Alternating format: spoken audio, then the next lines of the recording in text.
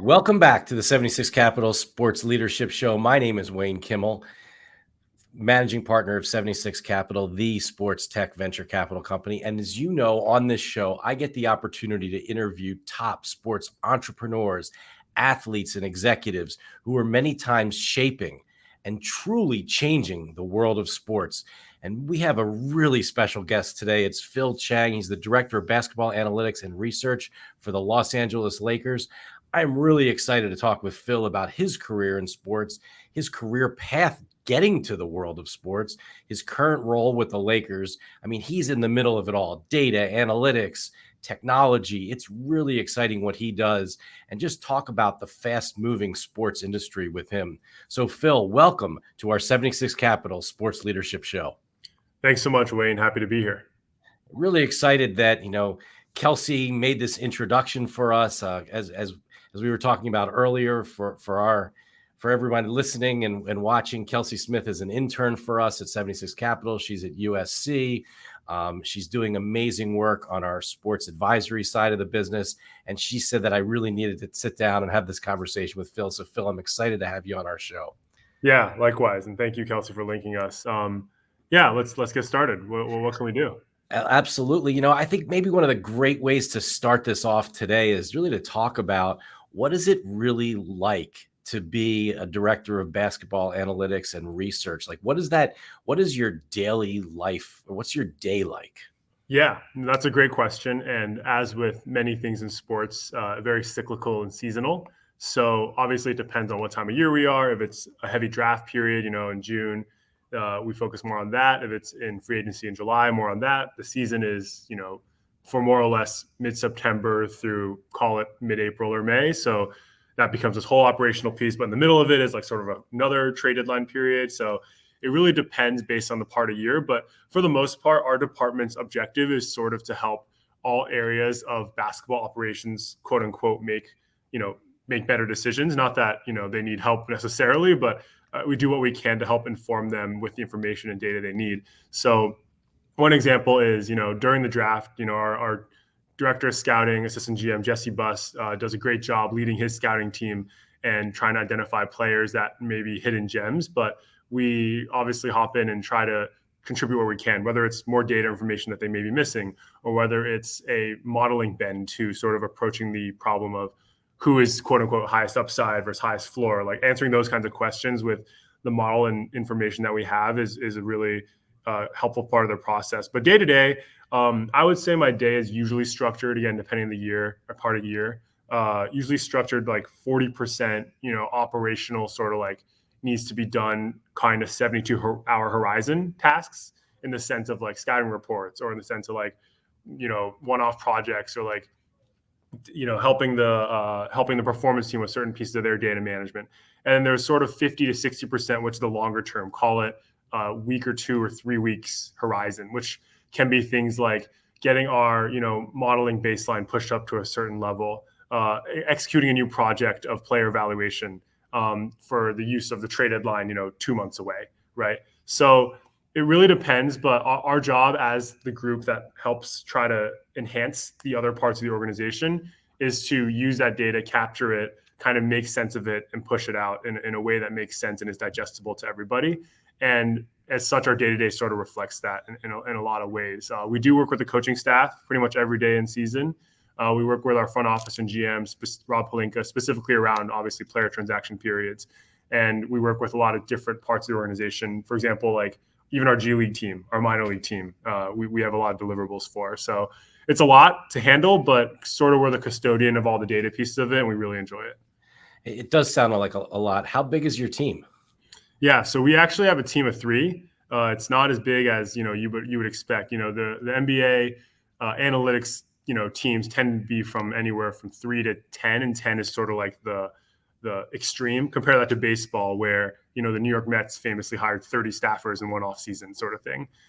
So it's still an evolution of it, but our team is a really great team. Nate Hollenberg, Cooper Chia, myself, and I think we might be looking to add in a year or two. But it's sort of a place where we can all focus on a technical vertical. So one of us is a data scientist, one of us is a software developer, one of us is sort of more on the data engineering side.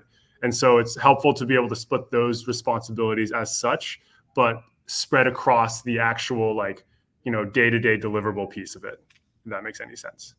Absolutely. And so do you travel with the team when the team's on the road? Yeah, so a couple times a year, mostly the longer road trips, I'll be with the team. This past year, I was with them for the entire playoffs as well, and I think that model was helpful with getting the coaches what they needed through the year. To be honest, the regular season for the NBA a lot of the time is treated as experimentation and exploration for certain reasons. Obviously, we want to win every game. Every team wants to win every game, but in the sense of day-to-day over optimizing for an opponent, it's not quite as much that for most teams in the league. So I think the travel through the year really helps when we're trying to touch base with the team on sort of what they're working on internally for team success. So yeah, I'm with the team a decent amount, mostly when it makes sense, not all the time, but in the playoffs, it's all hands on deck sort of thing. Got it. Now, are you in your time in the world of basketball analytics, and we'll get into your time prior to here. You know, you're at the NBA, but have you seen a real change in the type of technology that's out there that you're able to use to enable you to do your job better? Yeah, I think the kind of introduction of large scale cloud technology on a usable basis. As you know, our team is not very big, so we don't have the tools to make, along with other teams, we don't have the tools to make, custom bespoke cloud solutions sort of appear out of thin air, right? We can't really orchestrate as much complex detail for a specific use case for our team. So we kind of need something that's a little more boilerplate. So for example, something like an Azure, like a Databricks has really helped us to modernize our cloud computing infrastructure to basically, coordinate a lot of computation with data and analytics in the cloud so much quicker than you would in a local computer. Along with that, the new data coming into the league right now is the player coordinate data, and it's becoming more prevalent, especially with 3D player data, which the league has a new deal with Hawkeye, the tracking provider that has worked in cricket, has worked in tennis, has worked in, I believe, baseball too before. And that data is going to capture, I forget how many, I think it's 29 points in the body at incredibly high granularity moving forward for every player on every team in the league. And that piece of data information is going to be really helpful for us with a player development point of view, from a player load tracking point of view, and something that was inconceivable even 10 years ago when the state of the art was occasionally you'd have 2D tracking of a center of mass player moving around the court, right? And that's, I feel like even now, 10 years on, that data, the 2D tracking is sort of still being mined, and there's still secrets and helpful pieces discovered from that data, and much less now we have that times 29 times whatever granularity is going to be. So yeah, I mean, I think it's radically changing as we kind of go about our day to day. It's like every day there's sort of a new challenge. I think we're equipped with the tools to handle it, and equipped with the perspective and desire from our front office to really use it. I think it's a matter of actually executing on it too. But sort of the biggest changes we definitely have seen are from the resource point of view, the granularity of the data, and also wearables. I think that's another kind of whole other thing that is going to be really crucial to the next generation of sports data. And each and every one of those things could help you provide different ways to share the information back to, as you said, the general manager like a Rob Pelinka, or your head coach Darvin Ham, right? Or and does it ever go down? Are the players themselves coming to you, like a LeBron or an Austin Reeves or any of those guys come to you and say, hey, could you look into this for me, or what do you think about this? Yeah, I think there's definitely appetite from certain players. There are levels of insulation, I will say, between decision makers and players, in the sense of sometimes it's best sort of to leave them to do what they do and optimize on the other end.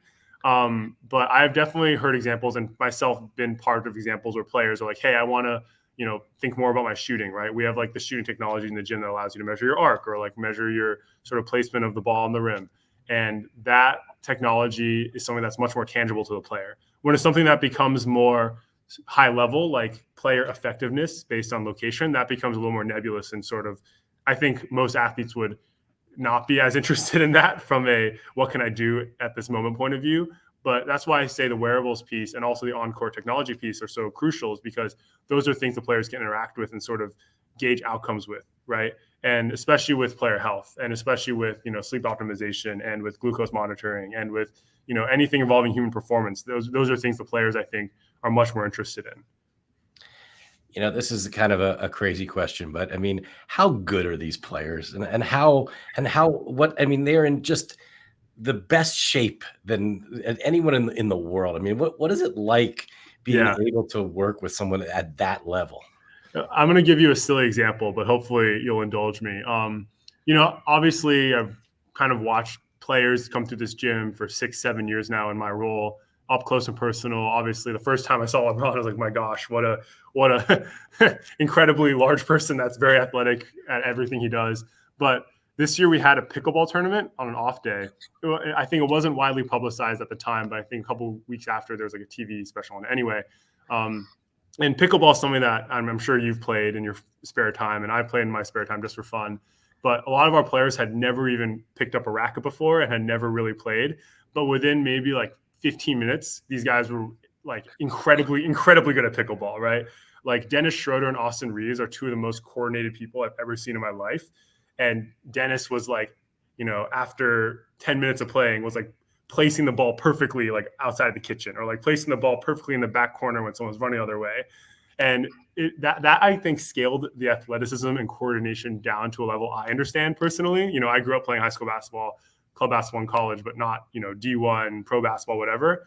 But it just scaled that experience down to a more human trend of like, these players really have full control of every limb of their body in every way, which is so odd to say, but that's just a silly example, right? But there are many ways in which we see on a day-to-day basis, you guys just messing around, you know, can hit 15 corner threes in a row, or, you know, take off from outside the free throw line and just dunk it casually. Like it's incredible what our athletes are able to do in this day and age.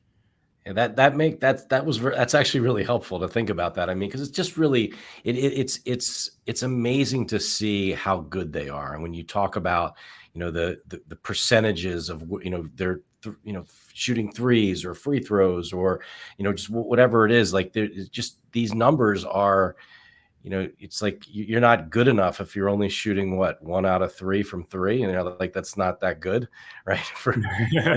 It's like, wait a second, like that's pretty damn great, right? I mean, but at the same time, for an NBA player, like, see if you can get a little higher, you know? Right? Yeah, you get on the court and you take a corner three, and you realize that is a very, very difficult shot, and that's the easiest shot in the NBA lexicon. So it's really impressive for sure. It's amazing. Well, you know, I'd love to hear from you, Phil. You know, a little bit of your background. You mentioned briefly, you know, how did you get here? Where did you grow up, and where did you go to school, and then as to, you know, some of your progression of your career so far? For sure. Yeah, my journey starts. I grew up in Southern California, in the Valley, San Fernando Valley, and basically had grown up kind of being an overachiever in school, as you might expect for someone in my role, and I went to Princeton, where I studied applied math and statistics. And there I kind of anticipated that my career would go more in that direction of like a finance or like a consulting, or, you know, those are the people joke, those are like the two careers out of Ivy League schools, finance and consulting. And coming into college, I've heard of a sports conference, and it was the Sloan Sports Analytics Conference. And in 2012, I went to my first one. And, you know, the school was generous enough to help me pay for it, which was great. You know, the tickets are obscenely expensive for a student. And I kind of was just intrigued. I was like, this is really cool. This is an area that I have a lot of interest in. I love sports. I am, you know, have this interest in school and math and statistics, and I think it overlaps. And I went for all 4 years in undergrad, just kind of as a hobby and kind of for fun. I didn't really take it seriously as a potential career. I didn't know if it was like something that was like financially doable. I think some teams were still kind of dipping a toe in at that point with, you know, one intern working for the whole team kind of thing. And B, I just wasn't like privy to really even thinking about it. I was like, I have to do a real job, right?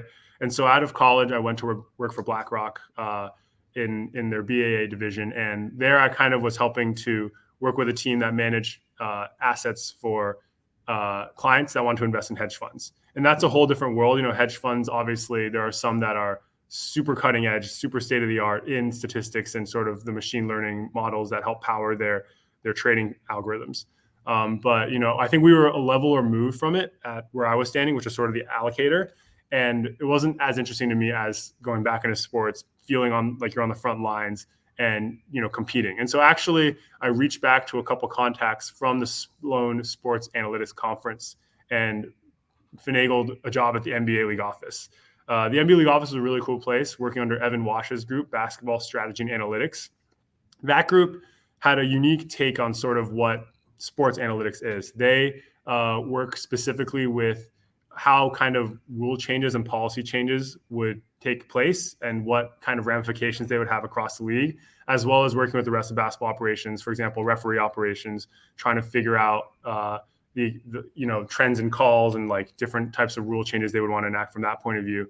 But basically, when I was there, most of my projects involved, let's pretend like we're making a 4-point line. What would that do to the shot distribution changes? Let's change the shot clock to reset to 14 after offensive rebounds. What does that do for number of possessions in a game? Let's do it in the G League. How does that G League signal translate to the NBA signal? And then that rule change actually happened, a few years back. So that was a really interesting kind of high level take at sort of what data says about the playing field in a very kind of governmental, not like an overbearing, but like a governmental sort of like policymaker point of view that I think helped shape sort of how I view it now, which as a system, as a closed system of rules, like sort of what are the ramifications of changing one or two things. So that, I'm happy to talk more about that. But from there, my boss at the NBA, Jason Rosenfeld, left to work for the Lakers and poached me. So that was a pretty straightforward transaction there. But the reason I went is because I wanted a different perspective on, the full ecosystem, right? And I think, different players in the ecosystem have different points of view. Agents, venture firms, right? Like vendors, teams, the league. Like there's all these different points of view that you interact with the sports economy with, and it's just interesting to see different points of view. So, my journey was a little unexpected. I would say the networking was really, really helpful in figuring out if this is something that's feasible, getting a foot in the door. But ultimately, it was a little about the specialization was something I was really interested in from sports data science point of view. It was just really cool to have a playing field to work with. And it sounds like it wasn't such a bad thing for you to go back home to LA, right? Yeah, that was pretty nice. I love being home. Although once I got home, my whole family moved away. So it was like, come on, guys, we did our best here, and where are we now? Look, it's an amazing place to be. There's no doubt about it. So it's interesting. So you talked earlier about, all the things that you can do, right? With the data, with all the things that you're able to analyze and sort of come up with different solutions or different ideas or charts or graphs. How do you sort of say, like, this is what I potentially should present to Coach Ham instead of, giving them probably a notebook of stuff that probably all this could help, but what are a couple things that just maybe this is right because you're playing the Mavericks and here's what you need right now? So this goes back to the question you asked before about traveling. Is the reason why it is important to be so close and personal with the coaching staff is sort of to understand the touch points and things that they're focusing on, and also to identify the blind spots that they might not be talking about at all. But directly to your question, it really does depend on, the coach a little bit too, getting to know the coach as a person a little bit and feeling out their sort of rhythm. For example, Frank Vogel, our previous coach, who's now the head coach at Phoenix, is extremely, extremely in the weeds with he wants to know every bit of information. He's really, really high level processing mind and just wants to know sort of everything, right? Like he's like, give me more. And to the point I'm like, Frank, are you sure you need all this? But with Frank, that was his style. It's kind of bury me with it and make sure that I have everything I need and I feel ready. And, he gets up at 6 a.m. every game day and kind of pours through his ream of notes for the night's opponent. And that's something that I got a rhythm for. And I understood, hey, this is how he likes to work. Darvin, I think, for example, is a very also an incredibly high thinker, identifies with people at a intelligent level that I've never even seen before. But his style is much more give me the high levels, and I will really make sure I can get them to buy in on these kind of points. And so for Darvin, it's understanding, hey, here are like the 3 to 7 things that we focused on the last 2 weeks. Let's get it to you in a way that's presentable. And yeah, to your point, you don't want paragraphs of stuff for people that don't prefer their information that way, right? I think with most people, not talking about Darvin specifically, for most people, visuals speak really well. Graphics that are intuitive, up is good and down is bad, like that kind of thing, speaks really well. But also some of my most successful meetings have been, I put this piece of paper face down on his desk and I say, look, like this will say what it says. You can read it later, but like, let's talk. And like, this is sort of the logic of it, right? I think humans process information best from humans in a lot of ways. And that piece can't be ignored either. But to answer the question directly, it is a lot of the feeling out process of different types of people and different preferences of consuming information. Well, do some of your graphs or charts sort of end up in that huddle, maybe right before the coaches go and talk to the players at a timeout? Are they looking at some of those graphs, some of that information? Yeah, I think we're fortunate enough to have a great relationship with them, and to the point where like sometimes we'll give them a piece of paper or whatever, and they'll bring it to the locker room and show somebody, right? Or I'll tell one of the assistant coaches a number and he'll literally go into the locker room and write it in big font, like on the whiteboard. And sometimes it's like, I didn't even know you were going to go do that. And I would have, maybe done it differently, but I think it's really nice that they're able to have that visibility with it. Because ultimately I think it speaks to the team goal of, they know I'm not in it for me. They know they're not in it for them. It's kind of, we're all in it for the team's success, which sounds really pure and naive, but is true with sort of how we've operated in the last few years. It's been really nice to see that level of team buy-in of, hey, I know you're just trying to help the team. And like, I kind of buy that intention as well.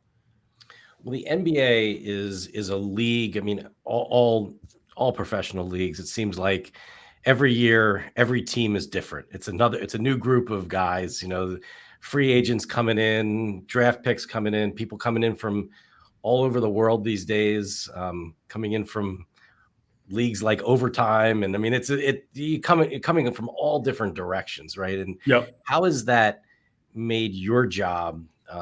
Is it easier? Is it harder? Is it you're constantly evaluating talent from, almost, I guess, someone at the point of when someone may sign up at overtime at 16, right? And then you're tracking that person from that stage all the way maybe just a couple of years, right? I mean, the next thing you know, they're on your roster, or Rob is saying, hey Phil, what do you think about this guy, right? I mean, because what do we have on this guy? Is that kind of as part of, as obviously you have the other staff as well, but I mean, just from a data analytics perspective, I mean, it must be unbelievable. The thing we try to do is we try to translate performance. So if you see similar players who've come through a pipeline before, how they perform in the NBA, like whether qualitative, if it's like 1 or 2 players, or if it's hopefully a larger number, like an ACB to like NBA, it becomes a little more clear sort of like how that translates. Even that's an inexact science. And I think part of it is acknowledging what we don't know too, of like, hey, here's the objective information we have on this player, but like some of the projection, like is sort of eye of the beholder in a way too, right? It's funny, our data scientist, Nate Hollenberg, actually worked at Overtime Elite before he came here. And so he has a very unique perspective on that pipeline. But even he's like, yeah, there are these pieces of information that really probably will translate well. And also the like how they behave behind the scenes. Like you have an up close and personal look at that, as they're growing as young men, young adults through the process, that could probably lead to some helpful intel.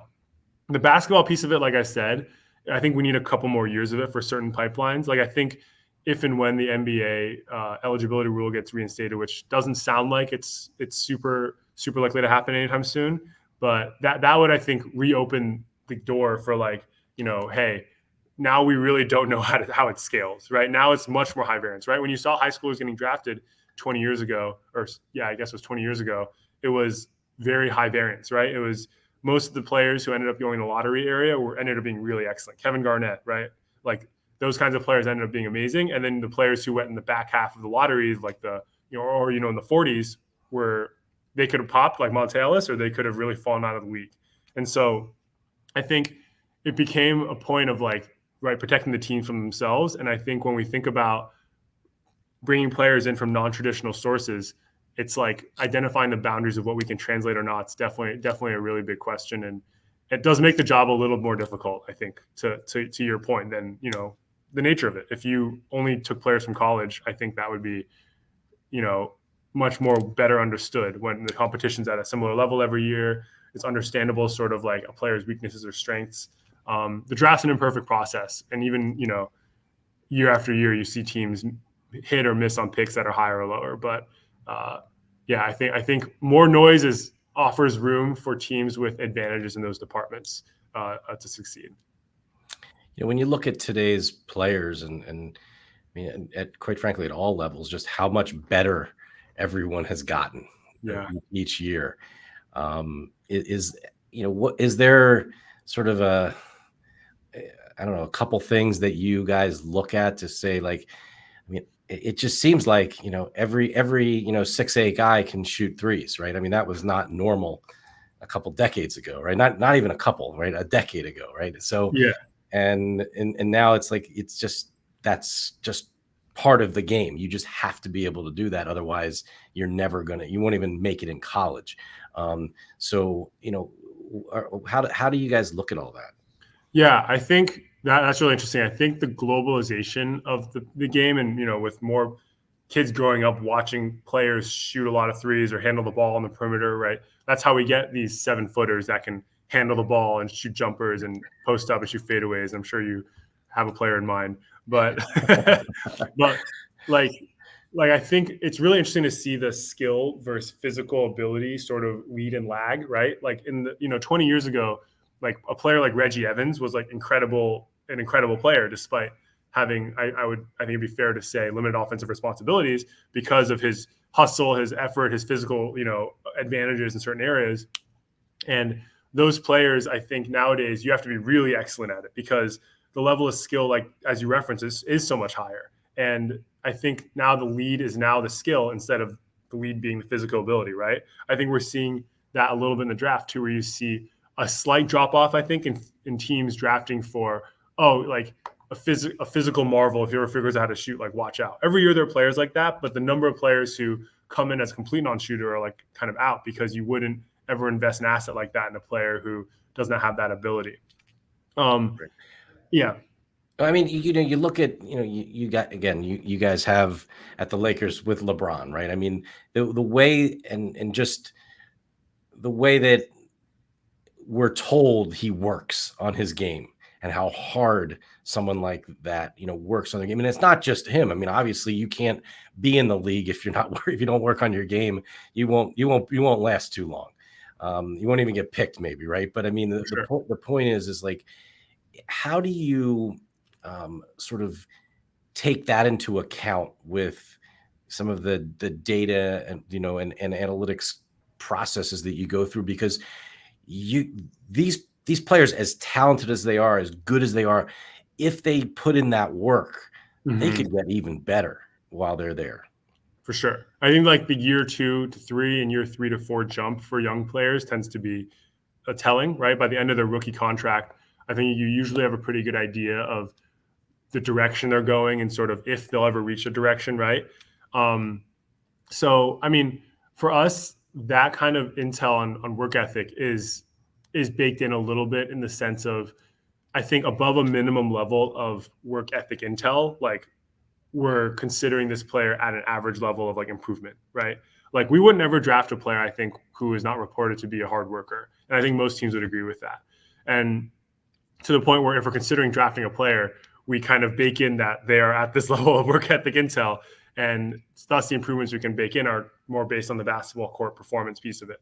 There are signals to indicate if a certain type of player is going to improve at a certain skill or not in the NBA. And certain things translate very well from NCAA to NBA, for example. But I think it's a little bit of an unanswerable question too, right? If we all knew that, the work ethic question, I think we'd all be geniuses at every point. But it is a very hard thing to divine, for sure.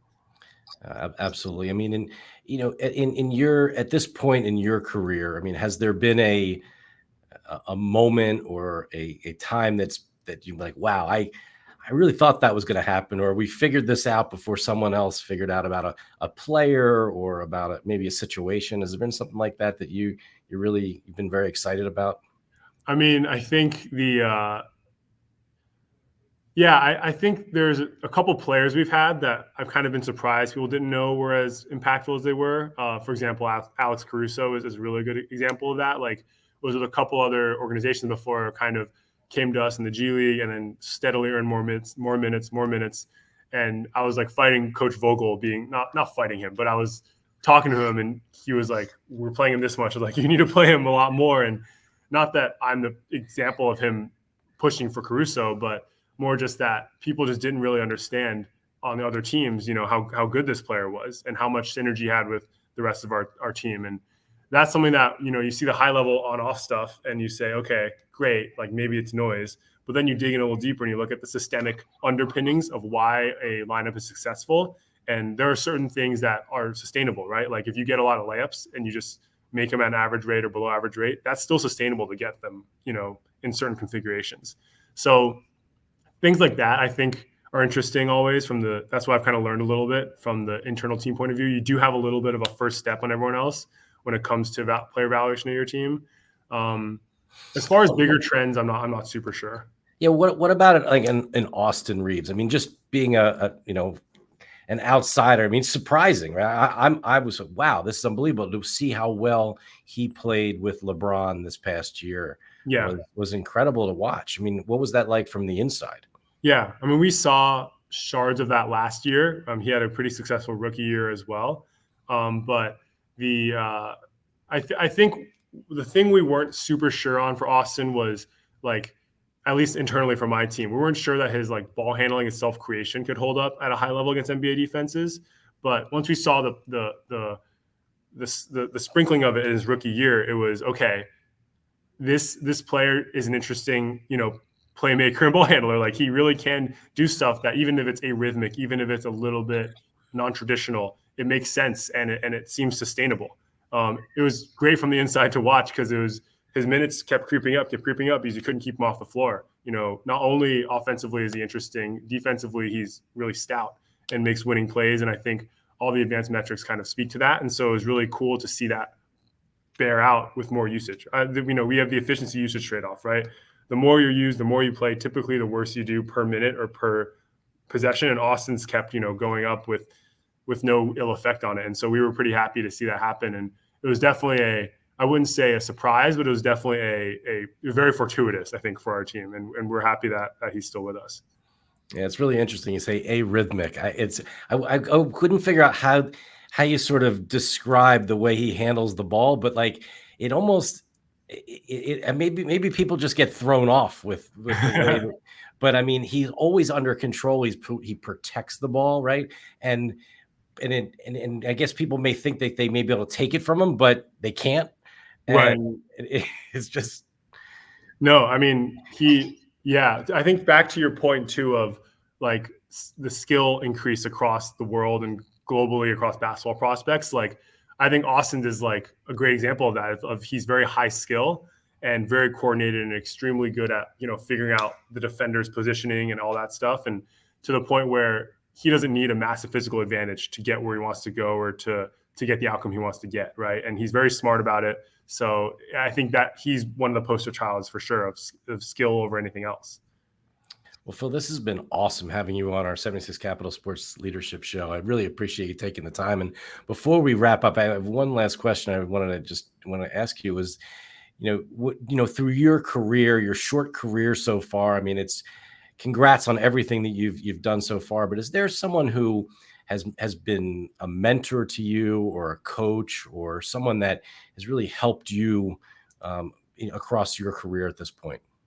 Yeah, I think number one is definitely our GM, Rob Pelinka, who's, how I kind of came into this role as my former manager left the organization very soon after I was hired. And Rob was very, trusting and I think empowering and putting me in charge and saying, hey, I believe in you. Let's see what you can do. And I'll give you the resources you need, but you need to execute. And I think it's very gratifying to still be here and to work with him and the rest of the team here has been awesome. So I really appreciate Rob's help in that area. I think one other kind of a little more off the beaten track example of that is Lionel Hollins was probably the first assistant coach that's ever really, come here, like, let me talk to you for a little bit. But it wasn't about basketball. It wasn't necessarily about work. It was about, what do you value in life, right? Like, what do you kind of do with your time, and how do you kind of prioritize your life? And Lionel, I think, was the first example that coach to me and to someone who say, hey, like, this industry is about sports and this ridiculous thing we do, with our careers, but also, like, let's get to know each other and prioritize the humans over anything else. So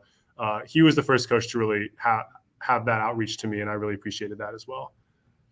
Oh, that's great to hear. That's really, really great to hear. I mean, I remember him from my childhood, as a Sixer, number 9, that lefty, doing his thing. And, it's funny. I was there's that recent special with Bill Walton where he's back there with all those guys from the Trailblazers. And then just what a career that he's had.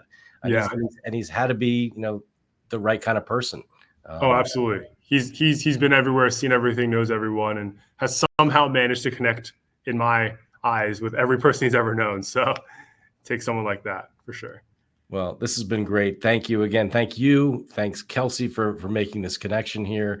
And I look forward to seeing you in LA, or maybe when you guys come and play the Sixers in Philly or somewhere else around the country, or Summer League, or who knows where.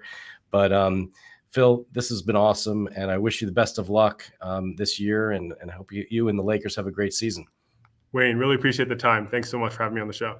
Absolutely. Take care.